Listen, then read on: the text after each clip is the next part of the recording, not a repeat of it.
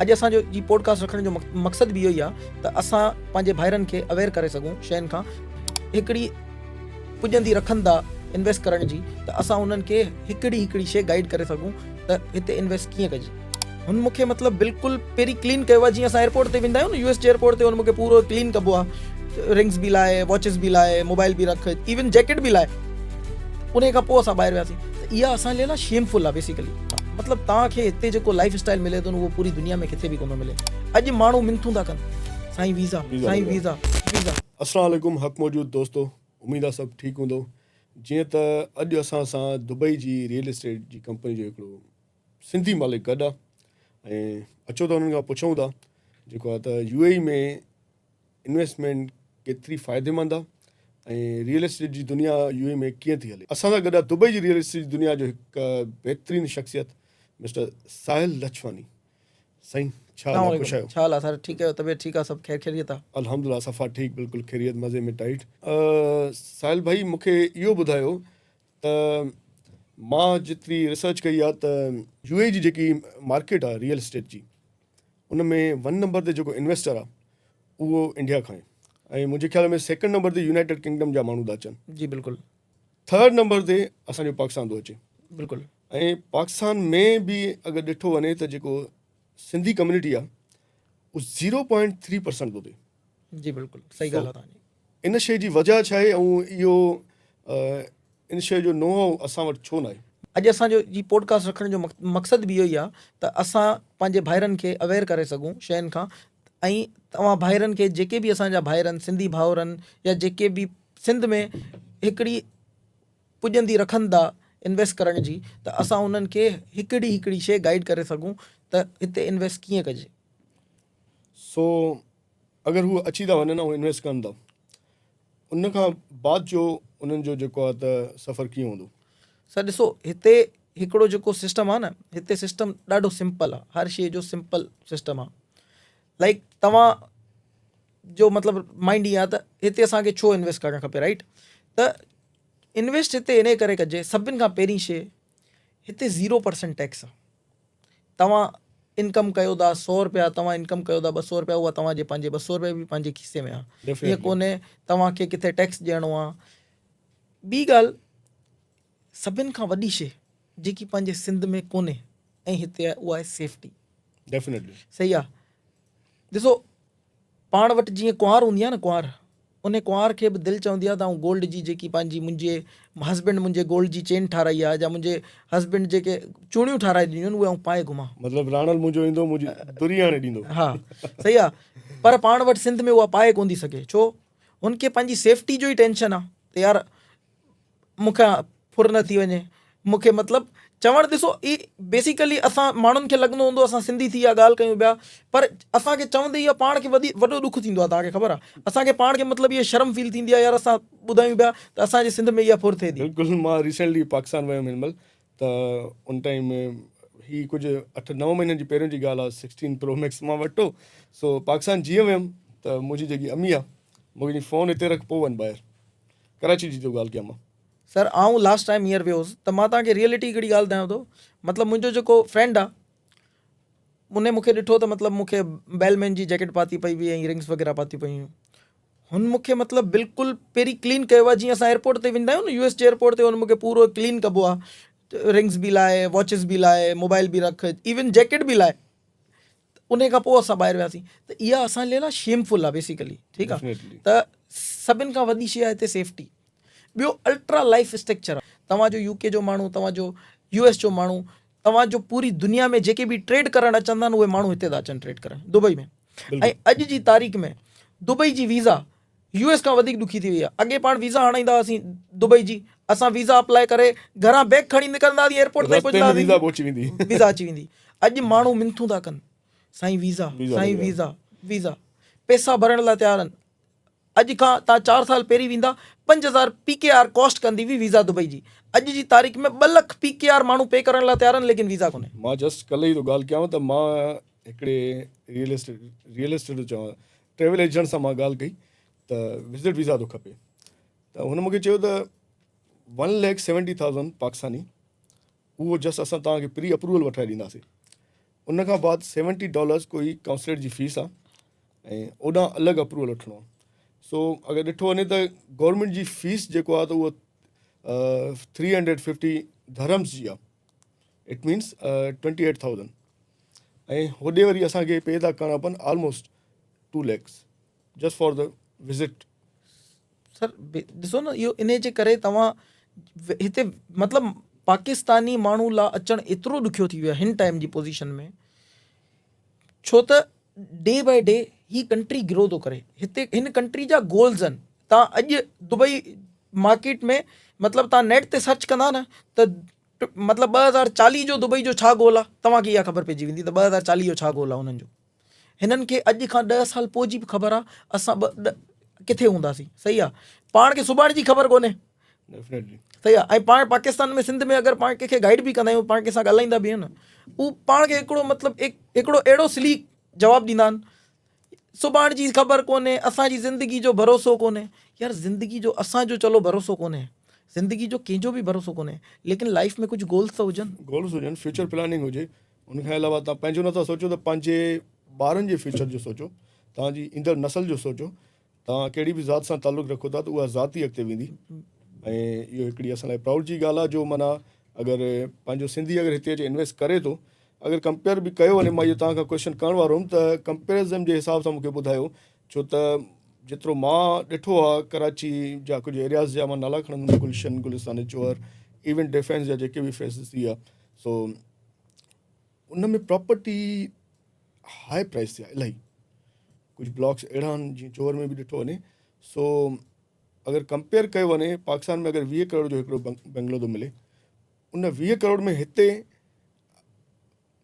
छा थो मिली सघे ऐं फ्यूचर में उन्हनि खे एज़ कम्पेयर टू पाकिस्तान मां अगरि तव्हांखे इन केतिरो जो फ़ाइदो थो पर्सेंट मां मिली तव्हांखे सघे. इन जो जवाबु ई ईंदुसि.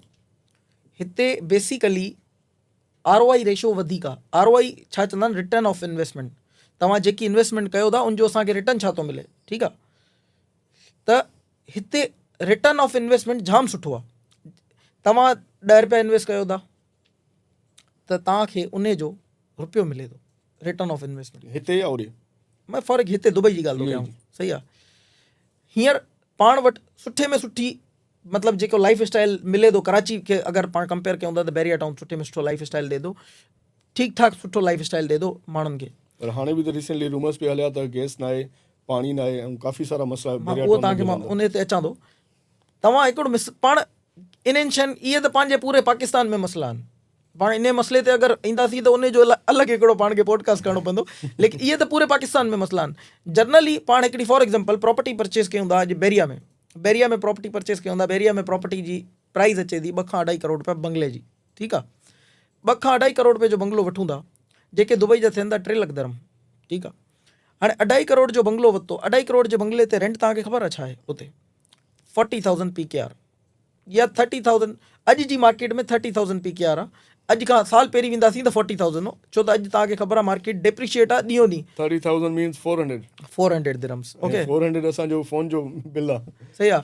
त 400 दिरम्स मल्टीप्लाई कंदासीं पाण इन खे अगरि जे ॿारनि जे, त हिते जा थियनि था 5,000 दिरम्स. ठीकु आहे. अचो हाणे तव्हांखे मां कंपेरिजन ॿुधायां थो UAE जो. UAE में तव्हां फ्लैट जी इन्वेस्टमेंट कयो था 4 लख दिरम, मतिलबु फॉर एग्ज़ाम्पल तव्हां 3 करोड़ 3.5 करोड़ रुपए में तव्हां हिकिड़ो DSO या वरसान साइड स्टूडियो वठो था. स्टूडियो जो तव्हांजो सालाना रेंट तव्हांखे ख़बर आहे छा आहे? तव्हांजो स्टूडियो जो सालाना रेंट आहे 40 खां 50,000 रुपया. 40 खां 50,000 दिरम.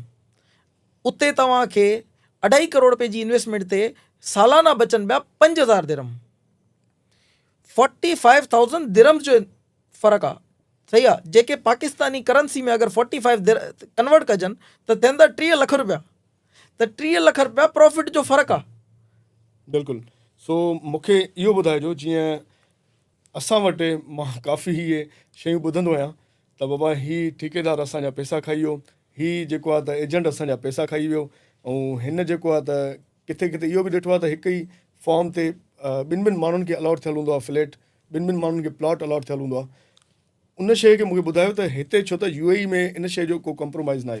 ठीकु आहे. बट ॾिठो वञे जॾहिं ॻाल्हि रियल एस्टेट कंपनी या कंहिं एजेंट ते थी अचे, उहो कुझु अहिड़ो ॿ नंबरी या कुझु करे सघे थो? हिते सॼो कमु ट्रांसपेरेंट आहे, छो त हिते तव्हांखे पैसा खे हिते माना पहिरीं तव्हांखे कुझु ॾियणा ई कोन्हनि। उन जो रीज़न इहा, तव्हां अगरि हिते ॿ टाइप्स जूं प्रॉपर्टियूं आहिनि। हिकिड़ी आहे ऑफ प्लान प्रॉपर्टी, ॿी आहे सेकेंडरी प्रॉपर्टी। ऑफ प्लान में तव्हां फॉर एग्जांपल प्रॉपर्टी परचेस कयो था, तव्हां प्रॉपर्टी जी पेमेंट जेकी कयो था डायरेक्ट गवर्नमेंट जे एस्क्रो अकाउंट में था कयो, ठीकु आहे, एजेंट ॾे पैसा वञनि ई कोन था, वाह, ग्रेट। ठीकु आहे। सेकेंड आहे सेकेंडरी प्रॉपर्टी। सेकेंडरी प्रॉपर्टी तव्हां वठो था, तव्हां प्रॉपर्टी जी अमाउंट पे ई केॾी महिल था कयो जेॾी महिल तव्हां प्रॉपर्टी ट्रांसफर था कयो। उन खां पहिरीं जस्ट तव्हां चेक शो कराईंदा, तव्हांजो चेक कैश कोन थींदो। चेक तव्हां मतिलबु लिखी तव्हां चेक जी पिक्चर सिर्फ़ु कंहिंखे ॾींदा आहियो, एजेंट खे, आई एम इंट्रस्टेड, सही आहे। उन खां पोइ तव्हां उन जो हिकिड़ो गवर्नमेंट जे थ्रू फॉर्म साइन थींदो आहे, फॉर्म ए, फॉर्म बी, फॉर्म एफ। इहे गवर्नमेंट जे थ्रू तव्हांजे DLD दुबई लैंड डिपार्टमेंट जे थ्रू तव्हांजा फॉर्म साइन थींदा आहिनि। तव्हांजो फॉर्म साइन थी वियो, हाणे तव्हां दुबई लैंड डिपार्टमेंट में जेॾी महिल वेंदा उते पैसा ॾींदा। उन खां पहिरीं तव्हां कंहिंखे पेमेंट ई कोन था कयो त तव्हांजी पैसा केरु खाई कोन थो सघे हिते। That's great. ठीकु आहे। मूंखे जस्ट इहो ॿुधायो लास्ट में त UAE में प्रॉपर्टी जी रियल प्राइस कीअं मालूम कजे, ऐं अगरि फॉर सपोज कोई क्लाइंट परचेस करे थो ऐं हुनखे महांगो थो पइजी वञे ऐं बाद में ख़बर पइजी थी त हिन जी त प्राइस हीअ आहे। हिते टोटल सिंपल आहे, दुबई हर शइ पंहिंजी अपडेट करे थो इंटरनेट ते। तव्हां दुबई में फ्लैट वठो पिया को सेकेंडरी मार्केट में, तव्हां दुबई में दुबई इंटरेक्ट जे नाले सां ऐप आहे, तव्हां उते ओपन कयो, तव्हां फ्लैट जी प्राइस जेको तव्हांखे प्राइस ॿुधाए पियो तव्हां चेक कयो। अगरि 5000 10,000 जो डिफरेंस आहे, it's not a big difference, त मतिलबु तव्हांजी प्राइस तव्हांखे सही पियो कोट करे, राइट। उनमें तव्हांखे ख़बर पइजी वेंदी लास्ट ट्रांजेक्शन केतिरी जी थी आहे, हिन एरिया में लास्ट ट्रांजेक्शन केतिरो थियो आहे, हिन जॻह ते हिन फ्लैटनि में 1 बेड आहे, 2 बेड आहे, 3 बेड आहे, हिन 3 बेड जो लास्ट ट्रांजेक्शन छा थियो आहे। तव्हांखे each and everything Dubai interact ते तव्हांखे हर शइ मिले थी। प्लस में तव्हांखे हिते एप्स आहिनि, प्रॉपर्टी फाइंडर, बायूट, उते तव्हां वञो, तव्हां चेक करे सघो था त प्रॉपर्टी जी प्राइस छा आहे। तव्हांखे हर शइ तव्हांखे डायरेक्ट हिते मिली वेंदी। त हिते का बि शइ न लिकियल कोन्हे, सभु शइ ट्रांसपेरेंट आहे। हिते तव्हां सां अगरि एजेंट 2 नंबरी करे थो न, तव्हां डायरेक्ट दुबई लैंड डिपार्टमेंट में कंप्लेन कयो त एजेंट सॼी ज़िंदगी ख़राब थी वञे। ही पाकिस्तान कोन्हे। पाकिस्तान में प्रॉपर्टी जी सेफ्टी कोन्हे। पाकिस्तान में प्रॉपर्टी त छॾियो, तव्हांजे पंहिंजे ॿारनि जी सेफ्टी कोन्हे। असांखे तव्हांखे मां रियलिटी ॿुधायां, जेके पाकिस्तान में वेठा आहिनि न, उन्हनि खे हिननि शयुनि जो आइडियो कोन थींदो। मां तव्हांखे हिकिड़ी मतिलबु हिकु फेयर ॻाल्हि थो ॿुधायांव, उन खे हिननि शइ जो आइडियो कोन थींदो। छो? हू शइ फेस कोन था कनि। हू चवंदा असांजो पाकिस्तान सुठो। भई बिल्कुलु पाकिस्तान जहिड़ो तव्हांजे लाइ ओड़ो असां लाइ। असांजा अबा ॾाॾा वॾा, असांजूं क़दीमी जॻहियूं, असांजूं क़दीमी दरगाहूं, असांजूं सभु उते आहिनि। बिल्कुलु। तव्हांजी इहे ॻाल्हियूं ॿुधी मूंखे हिकिड़ो सुवालु ज़हन में आयो आहे त जीअं तव्हां वीज़ा जी ॻाल्हि कयूं, हिते अगरि कोई इन्वेस्टमेंट करणु थो चाहे ऐं हुन वटि को वीज़ा न आहे, उहो हितां जो रेज़िडेंट न आहे, ऐं विज़िट वीज़ा बि थोरो मसइला लॻा पिया आहिनि, ऐं मुंहिंजे ख़्याल में 5 इयर्स जेको आहे बिज़नेस वीज़ा हिते मिले थी पई।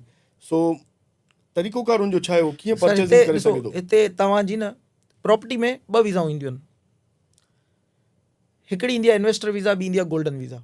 इन्वेस्टर वीज़ा आहे तव्हां 7.5 लाख धर्म जी इन्वेस्टमेंट कंदा। 7.5 लाख धर्म में जेॾी महिल तव्हां इन्वेस्टमेंट कंदा त उन इन्वेस्टमेंट ते 7.5 लाख धर्म ते तव्हांखे 2 सालनि जी इन्वेस्टर वीज़ा मिलंदी आहे।